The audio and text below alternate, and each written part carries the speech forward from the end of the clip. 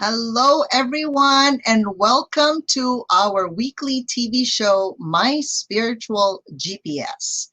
So, we know that all of us are looking for our soul purpose in life, right? And the thing is, you are where you are in life right now, and then we want to go to that end result of we figured out our purpose and we're actually living that purpose.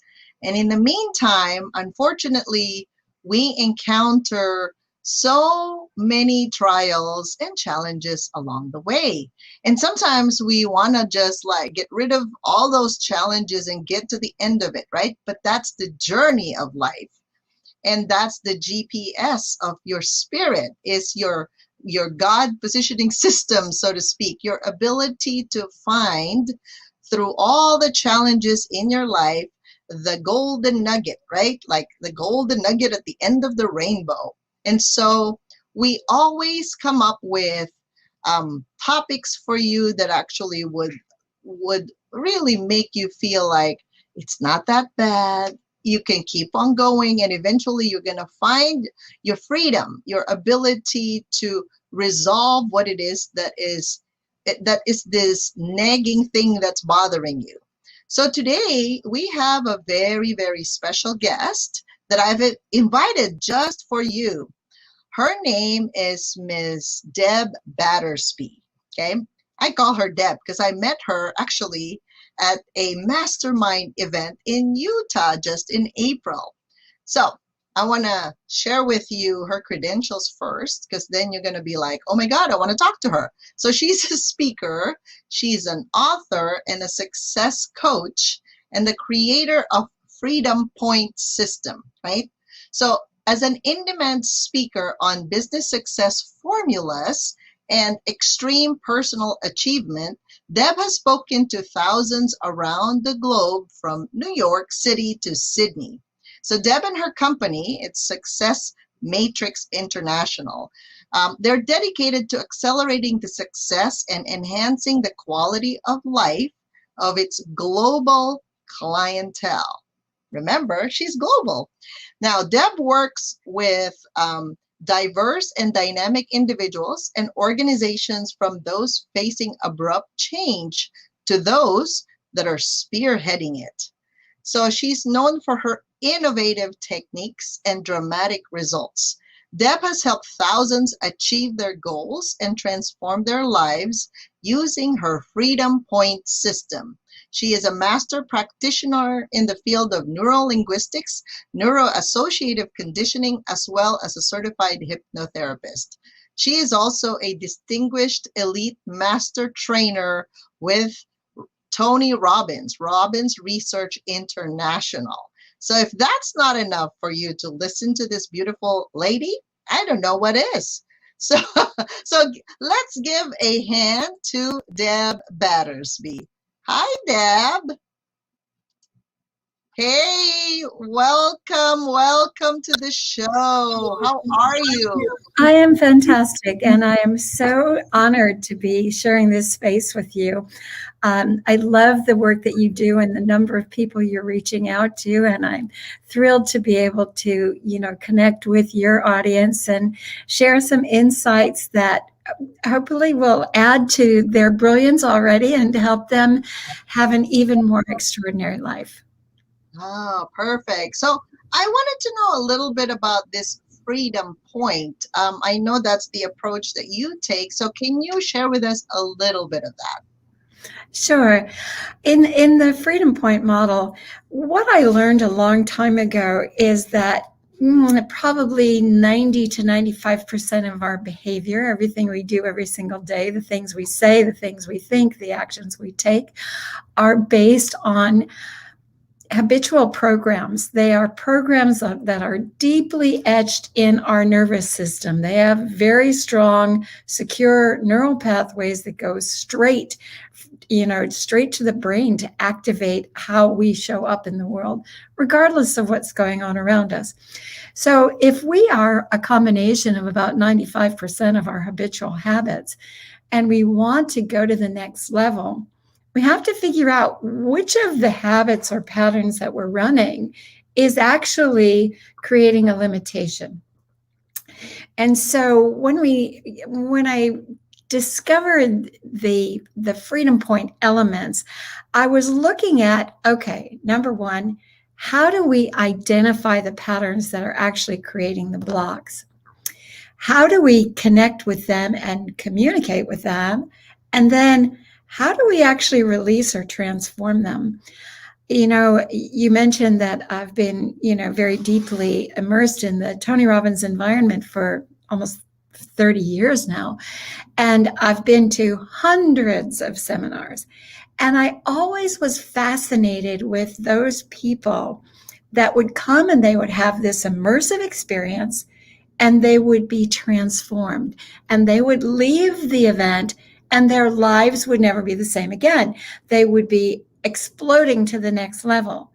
And then there were other people, much like myself, who would get these brilliant insights, these brilliant understandings, and we would get the ability to shift perspective, and we would have new motivation, new momentum, and we'd go home and we'd implement some changes. But little by little, those implementations started to, dwindle a little bit. And oftentimes, if we were ever in an experience where, all hell broke loose and, things were not predictable, then very quickly we would revert back to those old, deeply entrenched patterns. So I just started asking a question, okay, what's the difference between conditioned, efforted change and real transformation? How do you get to the real transformation? And is there a way that we can make that transformation predictable and guaranteed? It's kind of like, when people invest so much of their time and their energy and their talent and their resources and their money to create growth and transformation, how do we make sure they get the transformation? Not just a new strategy, because we all get new strategies. We can pick up a book, we can listen to a program, we can overhear a conversation, we can observe what other people do, and we can get new strategies all the time. And yet what prevents us from actioning those new effective strategies is our old patterning, our old beliefs and our emotions and those well-worn highways to certain actions, And so by asking that question, and I asked it sincerely because I wanted an answer to it. And, the fascinating thing about the universe is if you ask, really ask, and sometimes you have to ask for a while and you have to know what you're really asking.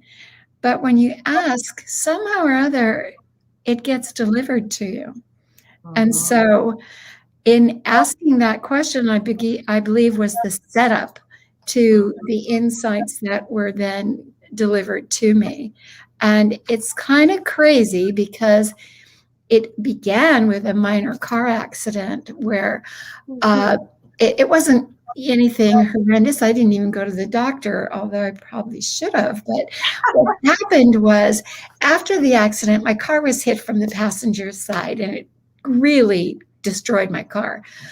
But I was in the driver's seat, so I thought I was completely unscathed.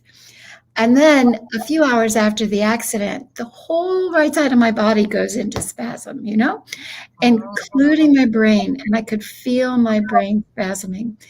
And then I thought, and I just went to lay down. I don't know how long it lasted. I just know the next day things were different, that I saw things differently. And I started to have a broader understanding of actions and impact. And then what led to that was the emotions that come from actions, impact, emotional response. And over the next few weeks, even months, because I believed I was in an altered state of consciousness for a couple of months. And what I started to see was emotional patterns and understanding. And then as I watched patterns unfold, I'll give you a quick example. I was in a meeting with a friend. There were announcements being made. She was expecting a promotion. I knew she was expecting that. So I could see the expectation. The Mm-hmm. announcement was made and she didn't get the promotion. Oh, And so what I observed in her was expectation, unmet expectation, yes. disappointment, hurt, sadness, anger, and Mm-hmm. resentment. Mm-hmm. And it was as if this cascade of emotions just unfolded Yeah. before my eyes in a split second. It happened in seconds. And then as I started observing over the next few days and weeks, I was noticing these emotional triggers and the cascade of emotions that followed. And so I started thinking, well, what if you could neutralize the trigger? Yeah. The thing that set it all in place. What if you could neutralize that? Would the pattern have to collapse? So that was the beginning of my exploration into Freedom Point. Now, And I want truly, to know a little bit of what happened though. So when you explored it, what happened to her after those few seconds of different emotions coming through her? well, I did. Well, I saw her, I saw her whole physiology change, her countenance, her energy, how Right. she showed up for the rest of that event. Mhm. She was, obviously that anger and resentment was right on the surface, Yep. and she really couldn't hide it. And Yeah. how often does that happen to all of us? All Where day. we are triggered by things in the environment, and a cascade of emotions begins. And in this particular case, and I love the whole emotion of expectation, because expectation is highly emotionally charged.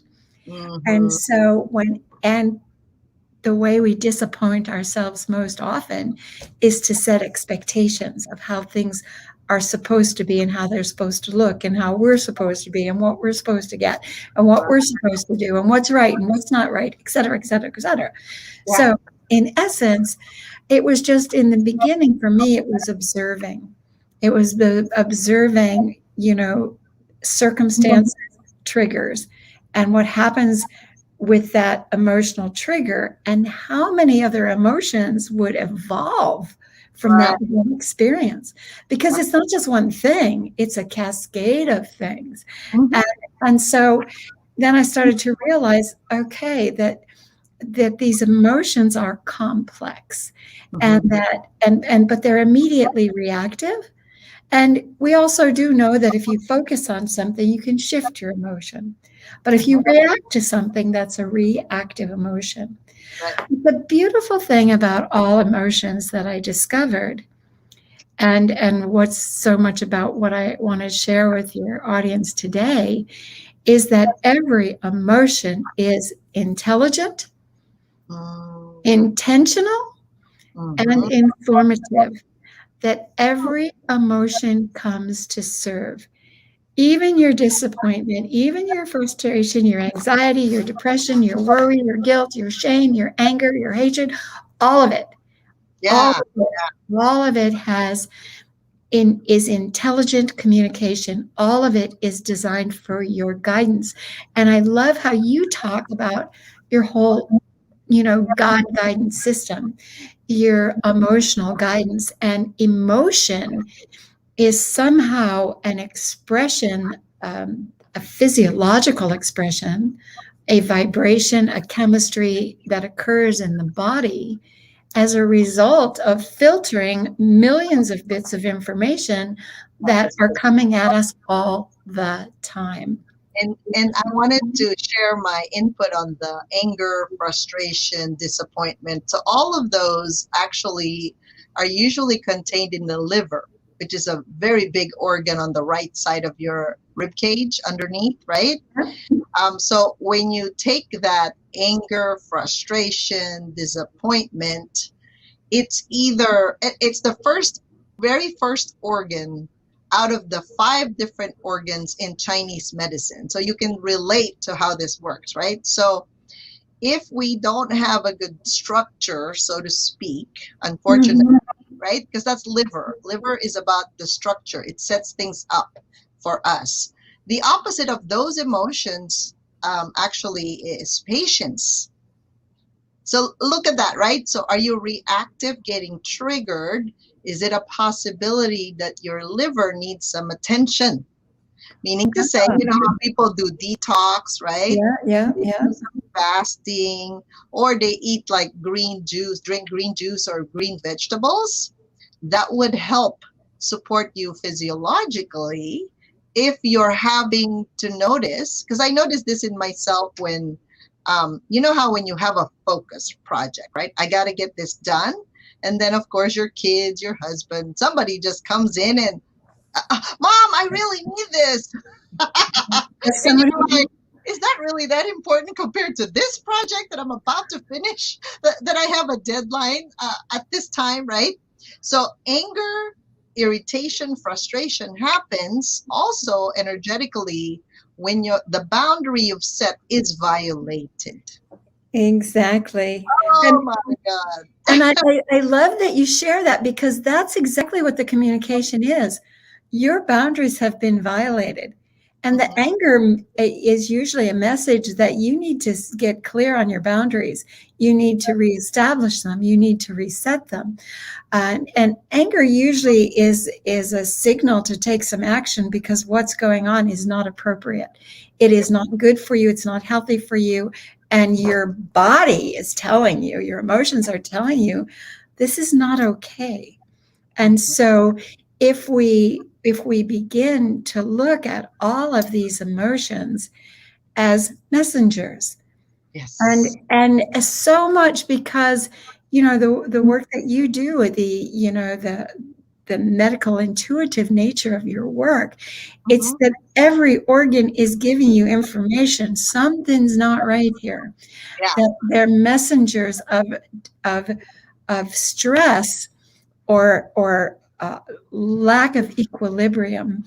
And it's funny because the thing about our emotions, Vivian, and I've talked about this before, that because we judge our emotions as being unacceptable or inappropriate, Yeah. we try to stuff them. We hold them down. We hide them. We repress them. We disconnect from them. All of the things that we do in reaction to judging our emotions actually creates that distress in the body Mhm. that is a dis-ease for Mhm. the organ and the system. Mhm. So if it's a communication system and Yep. it's all information and it's all intended for your higher good, Right. then we get to look at it in a very different light. It's not the enemy anymore. It's not the saboteur. It's not the thing that is undermining you. It's actually the thing that's trying to direct you, to let Oh. you know that something's going on that is not in your best interest, not Mm. for your health, not for your emotional well-being, not for your safety, not for your security, not for your spirit, not for your heart, not for your passions.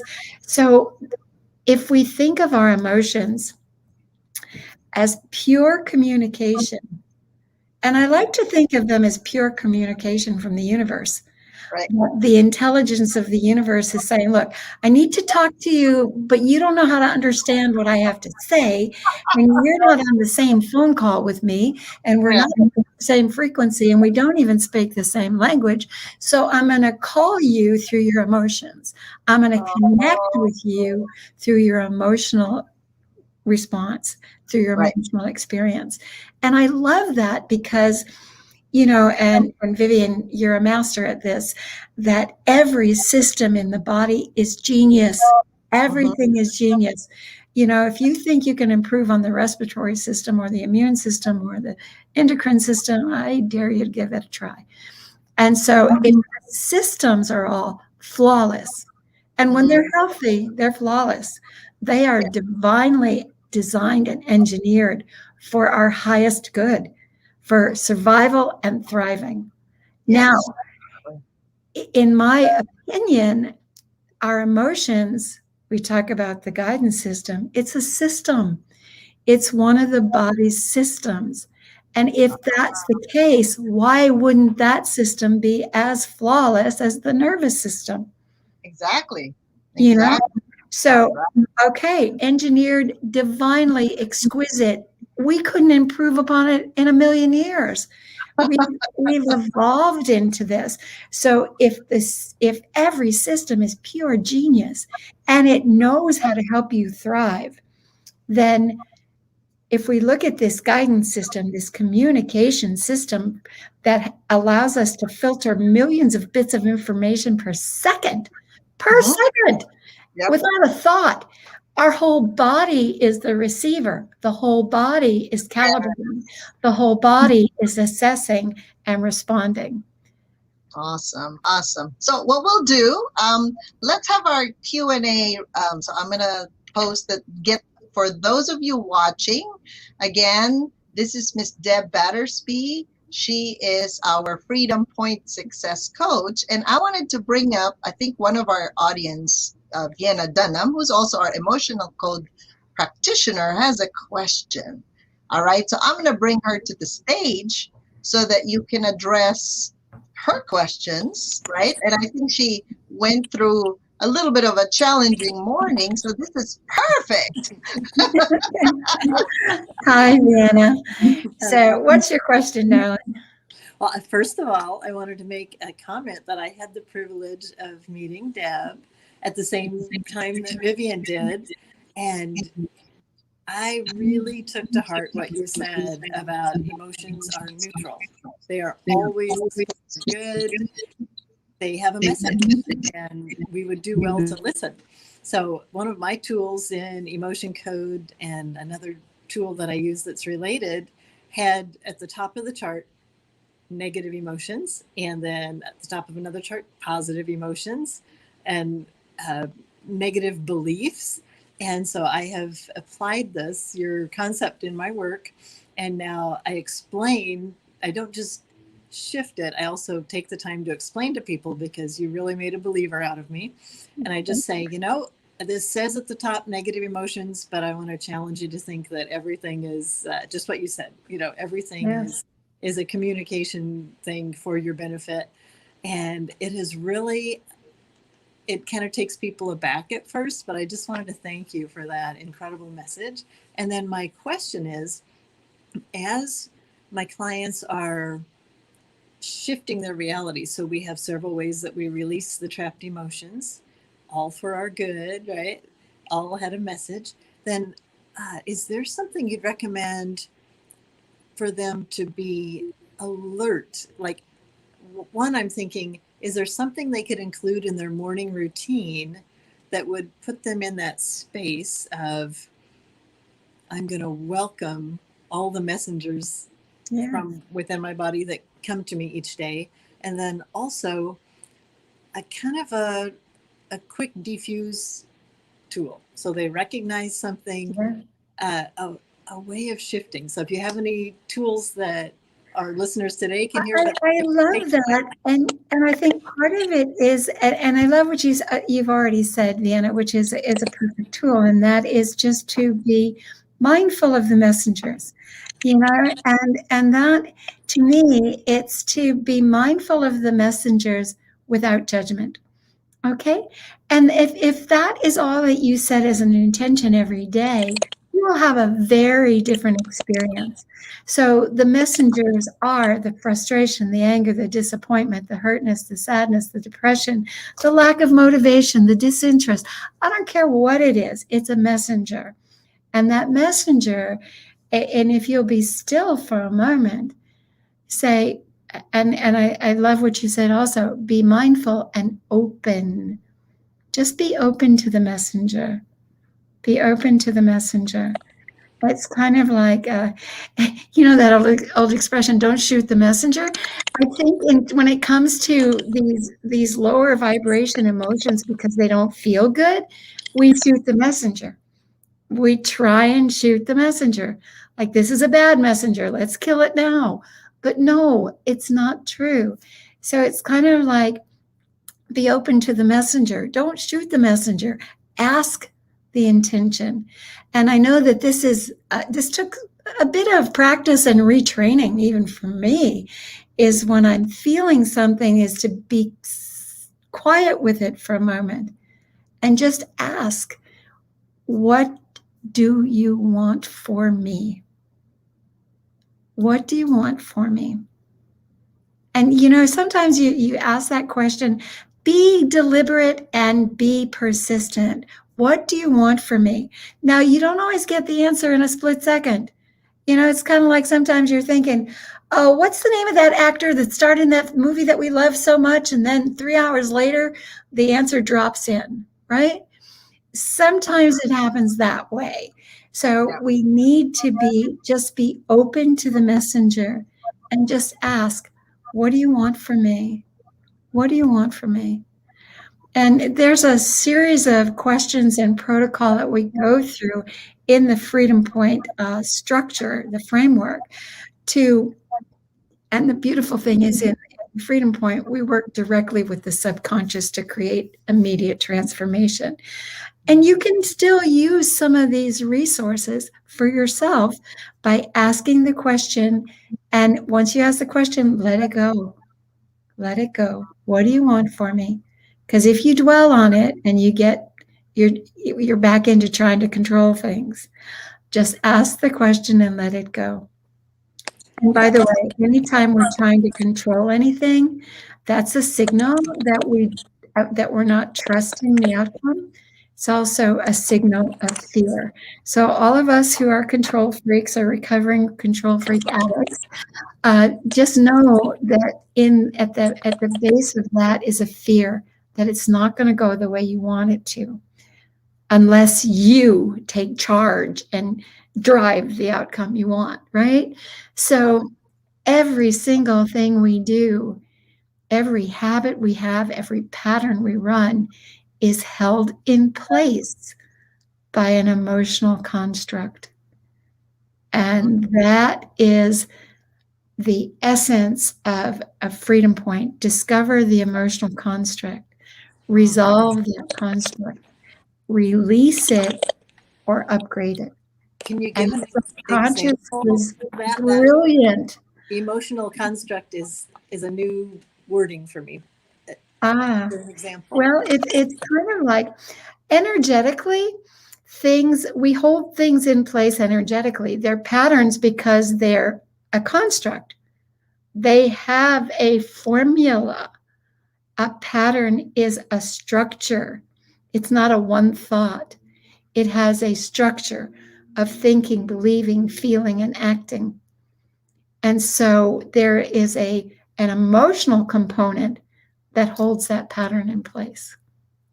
That makes sense. That makes sense. Because did you see one of our viewers said, Rosemary said, control freak present, raising hand. Hey, Rosemary, you know what? And you know what? It doesn't mean that our control freak doesn't get triggered every now and then, even when you resolve things, because remember, this whole organism that is the human being has its primary objective is survival. And whenever we feel threatened, that somehow our certainty is being shaken, that control freak is there to say, whoa, there are things happening that are not within your control. Step back, take a look at what can you influence? What can you influence? And the answer that most of us ultimately come to is the only thing we can really influence or control is ourselves. How we show up in the world, how we respond to the challenges, how we deal with the upsets and disappointments and hurts and traumas. So bless all of us control freaks. We come by it honestly. So Shifra said, I work on my... Oh, sorry. Yeah, no, one more. I work on my control freak every day, sometimes minute to minute, according to... Well, bless your heart, Shifra, because sometimes it takes that much attention to manage it. And remember, though, that the need to control is an emotion. It is an emotional experience, the need to control. It is based on a feeling of uncertainty. It's based on a feeling of threat or challenge, or something's undermining that which you know to be the way you want it, or the way that it should be. And so the need to control is a deep, deep, deep emotional pattern. We started doing that as toddlers. We were hungry. We cried our little hearts out until we got fed. That is an element of control. We wanted to learn how to walk, so we fall down a few thousand times and we figure out how to create balance and move forward. So we have been trying to control our environment almost since we were delivered. I think as in the womb, I don't think we had to exert too much control. I think it was pretty well handled for us. But once we're born, we rely on everything around us to support our needs, to make sure we survive. So we learn control very early on. But you said, Deb, it first sounded to me like bad news, like the only thing I can control is myself. And yet that's the best news.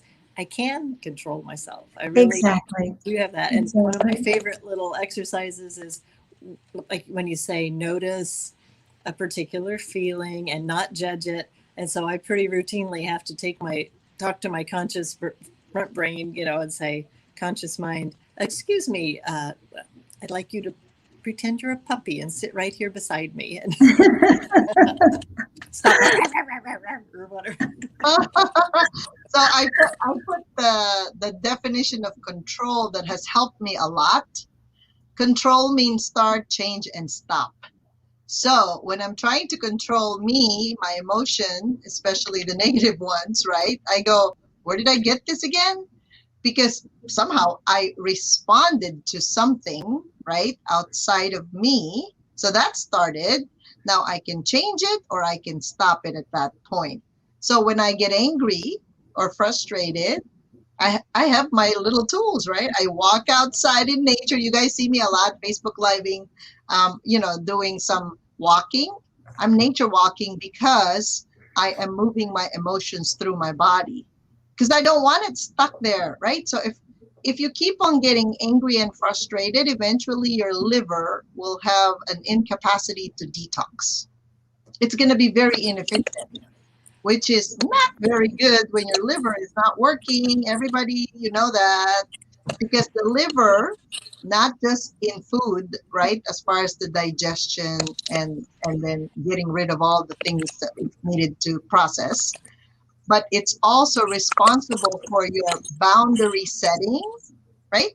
So people that have issues with boundaries or, like timelines, deadline structure, that's a liver dysfunction, people, because you're letting the anger and the frustration control you when literally you can control that.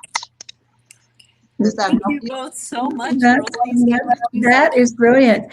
And by the way, Vivian, one of the things that I love that you put start, change, and stop, because one of the gifts that I have for our listeners is an ebook called Stop That, Start This. And so it really is based on, certain things that we do kind of automatically, and that when we become aware of them, we have the opportunity to stop doing them and start doing something else. And so, Van, I appreciate your questions. Is there anything else that you'd like to ask that That's all I have. So I'll duck out for now. Thank you so much. Thank you, Vienna. Thank you. And so, when we look at the emotions, and truly, as you said when you opened the show, if it's our guidance system, could we treat it with a little more reverence and respect rather than judging it and criticizing it and berating it and judging ourselves?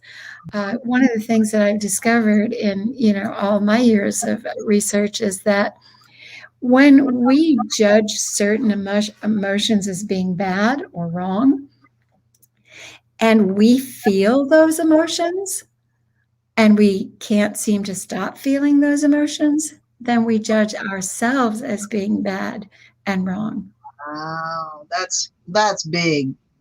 Because a lot of people that I notice when they come to my healing classes, right? Yeah. They have their own judgments. They have their own criticisms about themselves.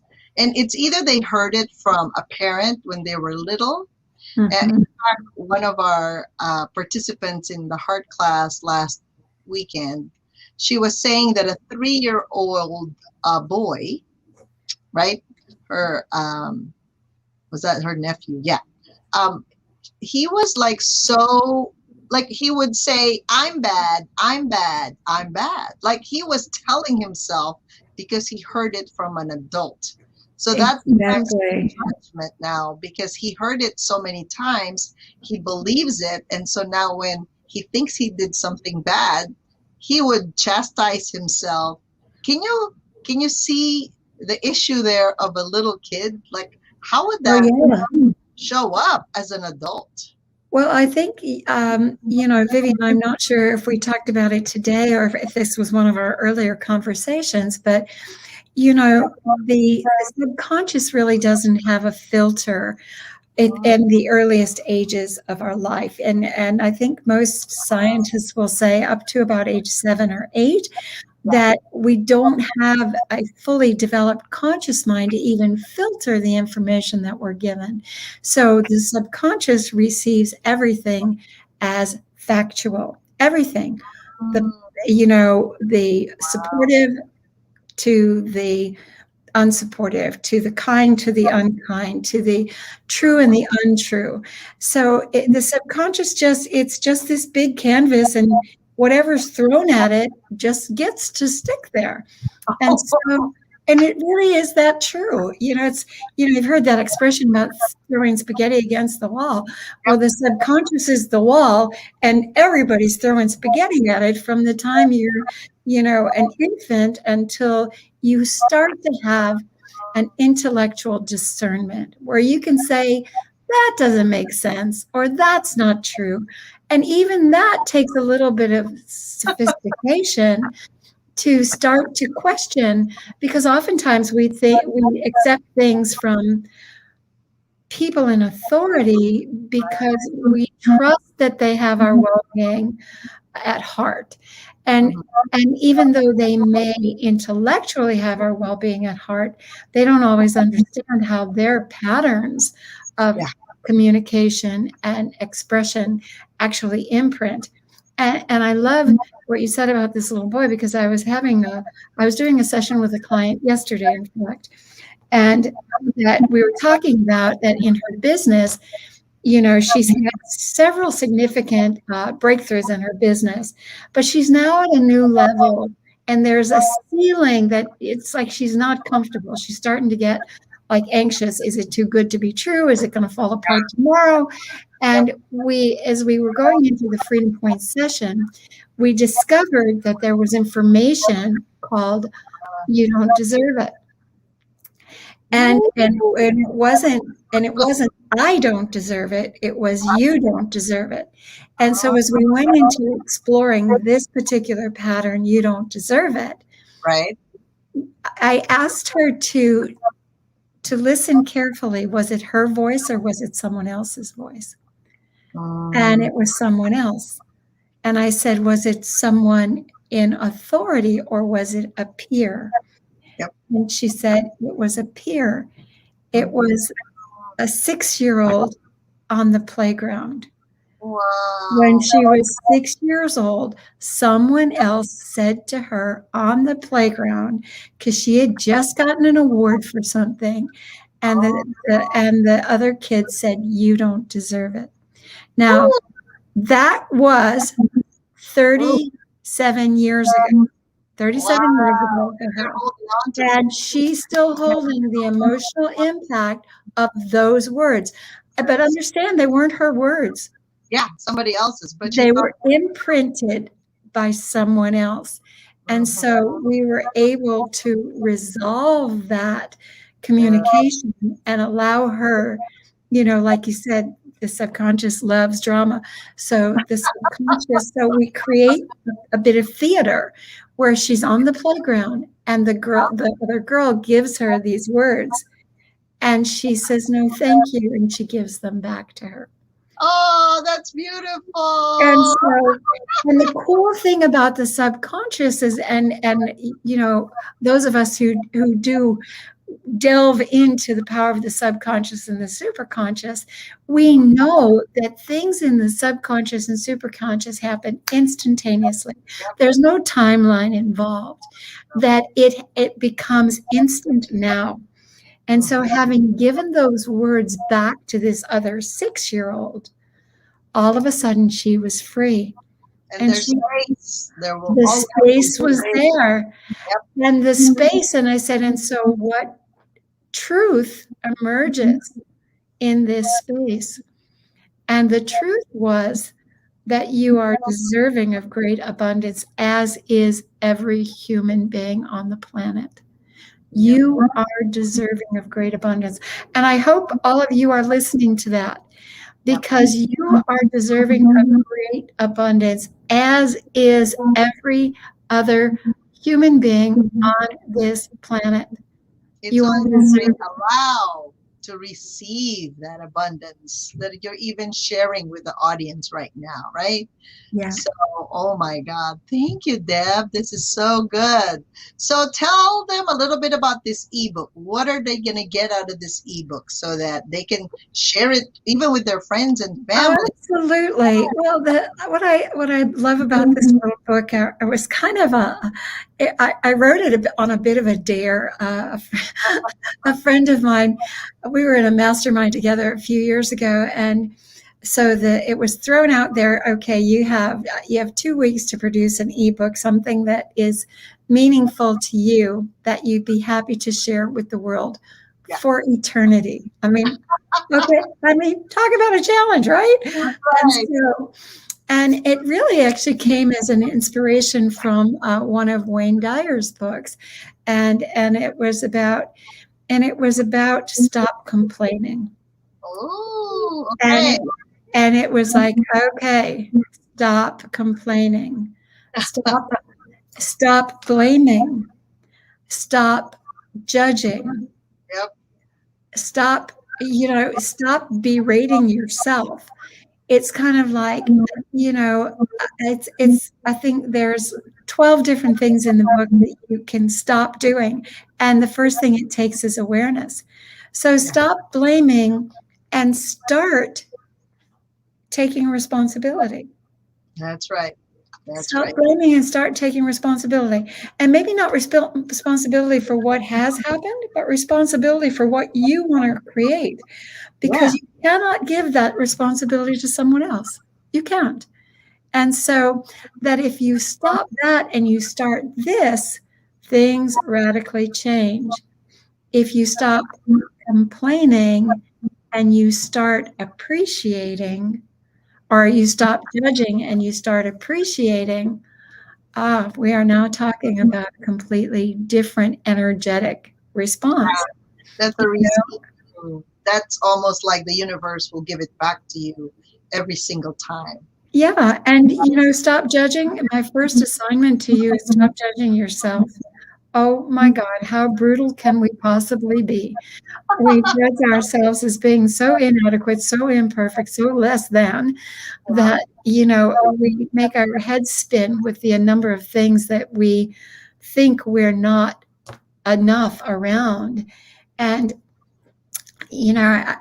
I guess my invitation to you is to start appreciating the brilliance that you are, that this organism that you are is so, exquisitely evolved. It's exquisitely evolved. When we talk about our systems, the dozens of systems that operate this entire mechanism without a thought. The respiration, the digestion, the nervous system, the skeletal system, the fascia system, every single thing is brilliant. Yes. And that I think our assignment as we're here in this life experience is to become one with ourselves That's beautiful. so Yeah. that we can become one with creation. I love those words, Deb. And I wanted to thank you for your genius. I love it. And I see it all the time, right? Because, like you said, you see it from that emotional guidance system. I see it from the energetic side. Yes. And I just got off the phone with a client who happened to be hospitalized, right? And you know, in the hospital, everything looks bad, right? Like, ooh, you're gonna have a problem if you don't do this, almost like scaring the heck out of you, right? Yeah. But because me and Vienna worked on her yesterday energetically, right? So she's in another state, right? Not here where I'm at. Suddenly her numbers are down, right? The 200 over something blood pressure is down to like 150 over something. And she's like, I'm kind of like dizzy, but it's because it's a new reality after releasing all the concerns of everybody else but her. So I see that energy, right? In when I'm reading a person, they're surrounded by other people aside from themselves. Like they don't occupy their body 100%. Yes. That's sad, right? Because you care about what people say, but you don't care about what your higher self says. So that's what I'm hearing from you is listen to your higher guidance, your own emotional guidance, so that you can actually live a life of freedom. Is that correct? And that is exactly it, because we are all seeking freedom. And, the freedom point is about the freedom to be yourself. Yeah. Not someone else's version of what you should be, not society's version, not Facebook's version, not Instagram's version, not anybody else's version, because of the genius that is within you is unique to you. And it Right. is profound and it is perfect. And that the work that Vivian does, the work that I do, the work that Vienna does, the work that so many of us in this space are committed to is helping you come home to who you are. The freedom to be you, to love you, to be whole within yourself, to be one with yourself, so that you are automatically one with everything else. Yay! I love those words. So see, Shifra said she saw a saying in Home Goods saying, "Welcome to our perfectly imperfect life," and she had to buy it. And Rosemary wants to thank you for these words because she appreciates them. That is so kind. And as I say to all of you, welcome to your perfection. And you know what? It is perfectly imperfect. It is. And the only reason it's even remotely imperfect is because we're comparing it to something else Yes. instead of exploring that beautiful gift of you and becoming one with the essence of your physical body, your emotional body, your mental body, your spiritual body. It's one system. It's holistic. It's not fragmented. And you are the genius Wow. inside of all of it. Thank you so much. So again, please make sure you go to her ebook, download that. And Deb, thank you so much for gracing our show today. This is so lovely. Meeting you again from Utah. Yes. Well, I think we're going to be joined at the hip. It's just been such a beautiful connection. And Vivian, I do want to thank you so much for the opportunity and the invitation. But more than anything, thank you for the work that you do in the world and the people that you serve, because the world needs it. The world needs that kind of love and energy. And I invite everyone who's listening to tap into that special, beautiful identity that is you, and let your gift be expressed in the world. All right. Well, thank you so much, Deb. Thank you, everyone, for listening and participating with all your questions and comments. We love you all, and come back here again next Tuesday for another great episode of My Spiritual GPS. Bye for now.